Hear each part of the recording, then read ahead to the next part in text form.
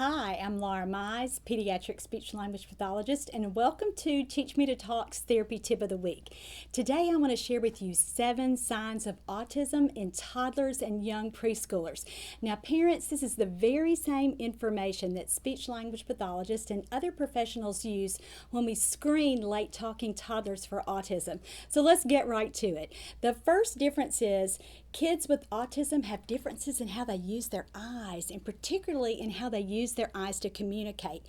Kids with autism may have difficulty following faces. So when you are talking to them, they may seem to avoid eye contact or seem to look away or just be more preoccupied with what they're doing rather than looking directly at you. The second way that a child with autism's use of his eyes during communicating may be different is that he does not exhibit joint attention. Now, what is joint attention? The classic way to assess joint attention is by saying, look, and then pointing to something in a distance. When a child has mastered joint attention, he is following your point and looking at the object that you want to show him. Children with autism have so much difficulty with this, and actually it's one of the core diagnostic features of autism. So when we see that a child is not doing that, we start to worry about autism, and it is a red flag when kids aren't consistently looking at us and making eye contact with us and staying with us with their little eyes by 12 months and then not following that point by 12 months. So those are other really important ages for you to keep in mind too. So let's talk a little bit about why joint attention is important. When kids are not exhibiting joint attention, guess what? They're not attending well enough or interacting with you well enough to learn what words mean. So let me give you an example of this. If you are sitting with your child and a cat walks into your line of vision and you say, "Look, a cat." See?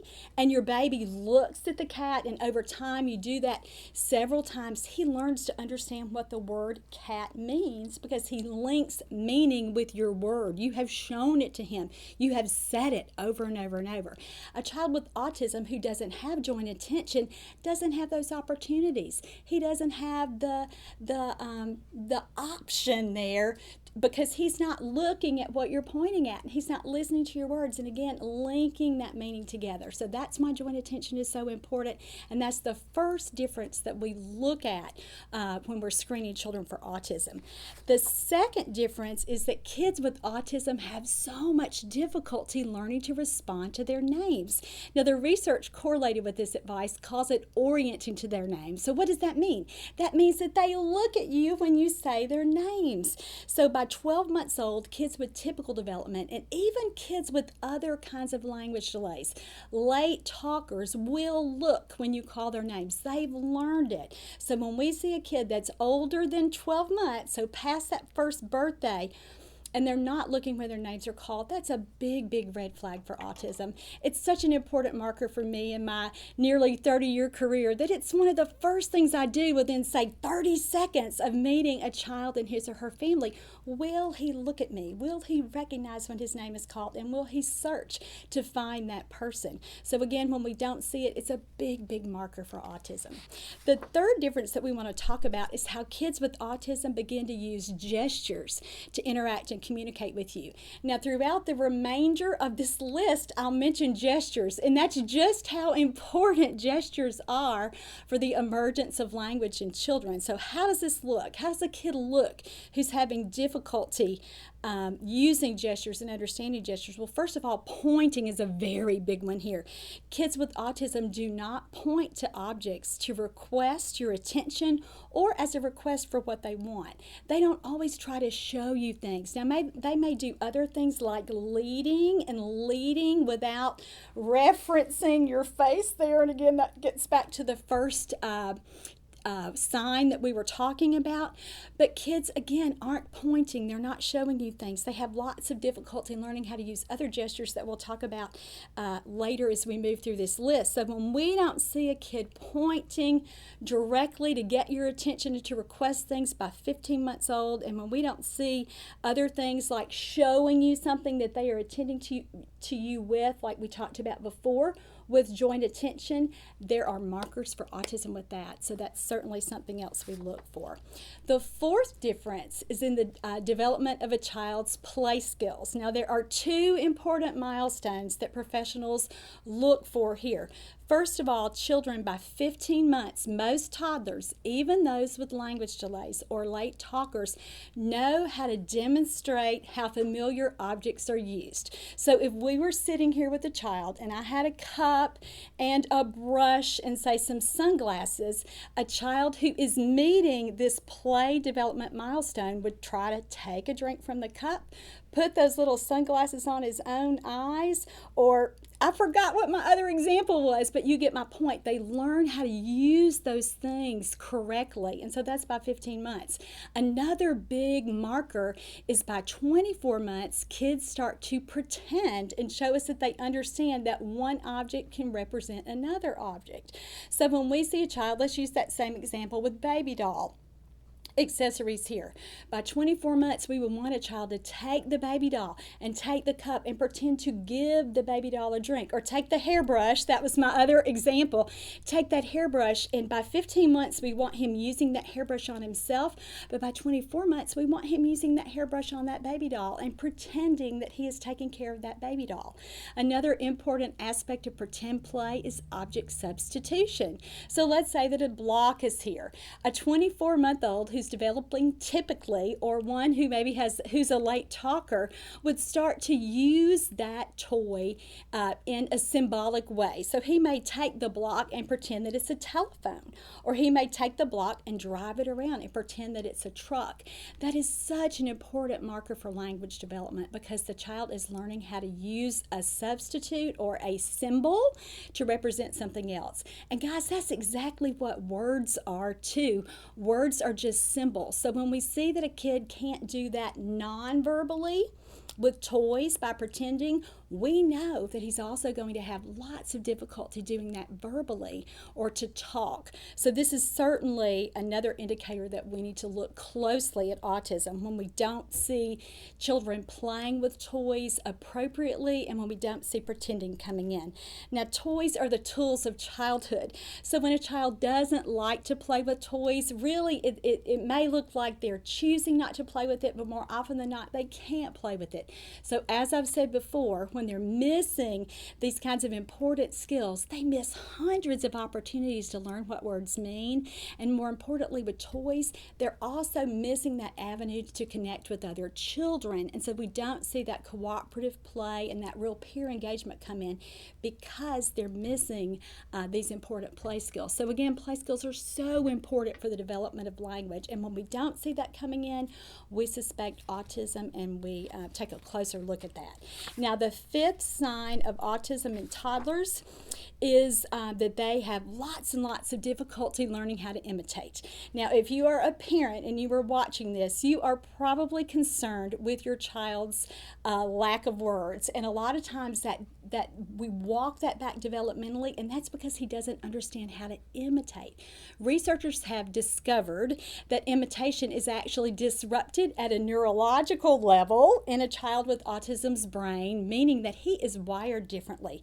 So the things that other children do, like we've already talked about, watching someone, and then now with imitation, learning how to copy someone, it significantly impacts how they'll learn how to talk. So there are two markers here.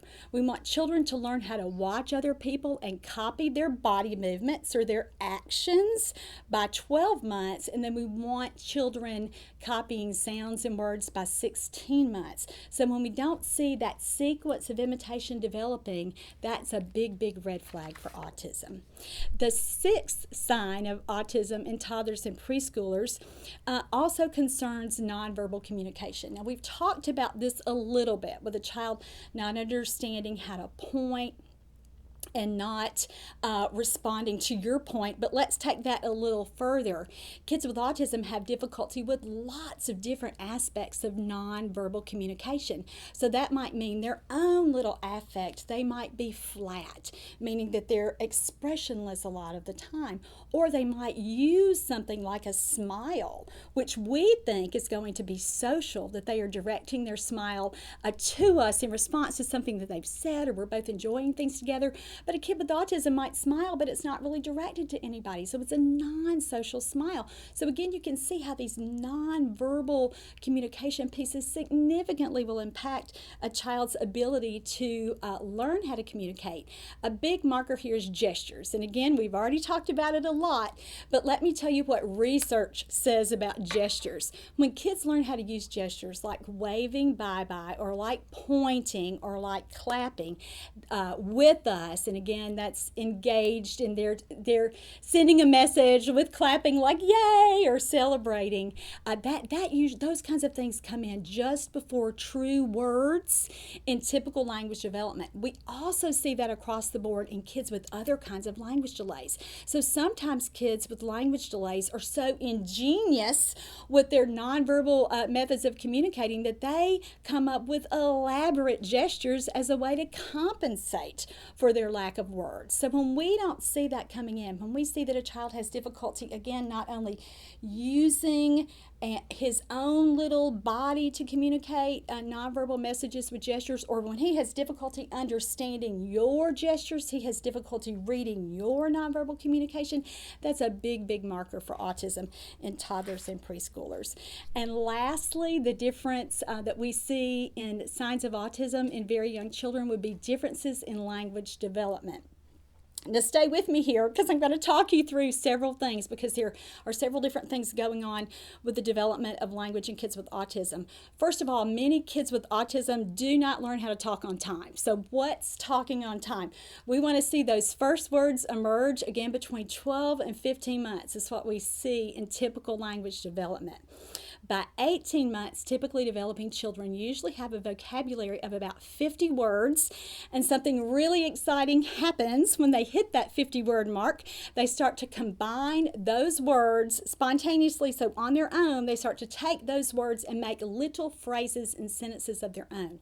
So when we see that a child's not doing that, starting to use some words by 12 months and no 50-word vocabulary and simple phrases by 18 months, we know that there's a language delay there. Now, lots of professionals bump that up to 24 months, and we don't see phrases by 24 months, we worry. So again, that's kind of the language delay part. But lots of kids have language delays. What are some other things that differentiate autism from other kinds of language delays? Lots of late talkers have difficulty saying words, but they're fine when it comes to their language comprehension. They can follow commands. They do what their parents say all day long. Lots of kids with autism will really struggle with that. It's not that they don't use words like their same age little peers. They also don't understand words like their same age little peers do. So that's certainly something that we need to look at. Not only is there a delay in what they say, there's also a delay in what they understand. Another difference in language development in children with autism is that they may talk, but they don't really communicate. So they may echo what they've heard someone else say, or lots of times it's what they've heard on a screen. So they may repeat lines they've heard from their favorite show, or they may even quote a long book. And again, that's called echolalia.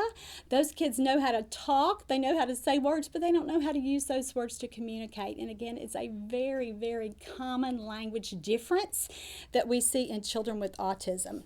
Now, let me say one word here. Kids with typical development might learn how to quote their favorite lines from movies or their favorite books or sing favorite songs, but again, it's purposeful, it's communicative. They are looking at you for a response. When kids with echolalia do this, it's really self-directed, so they're saying those things for themselves, not necessarily for a listener. Now, let's talk about one big difference in language development in children with autism, and this is something that therapists see. So as a parent, you may not know this, but I hope that the therapist that you're seeing will point this out to you about your child. Sometimes children with autism, when we complete a language assessment with them, their expressive skills, or what they can say, are actually higher than their receptive skills, or what they understand. Now, why is that important? In typical development, and again in late talkers, the situation is exactly opposite. Those kids understand much more than they can say. So when we hear a kid who's saying lots of words, but again is not using those communicatively and may be saying again things that he doesn't have real mastery of. Again, it's not very focused, not very purposeful, yet he can't really follow simple directions. That pattern is so atypical. That's when we certainly begin to suspect autism too.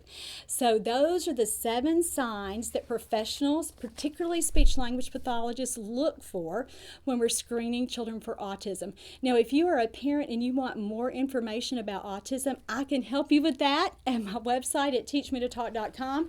I've written a new treatment manual specifically for parents who are really worried and concerned about these red flags for autism in their own children, and this is certainly relevant for professionals who work with children in early intervention and preschool programs as well. One more parting word that I want to say to you as parents too. The biggest regret that families have shared with me in my nearly 30-year career is that they waited. They waited when they knew something was really, really going wrong with their child's development, or when they realized that, gosh, words just aren't coming as expected. If this is you and you're in that situation, I just encourage you to speak with your child's pediatrician and to talk about these signs and to talk about your concerns. You may be at the point that you're ready for a full developmental assessment, but at the very least, you want to get speech therapy and an early intervention program going for your child, even if it's you, even if you're the therapist providing that intervention for your child at home.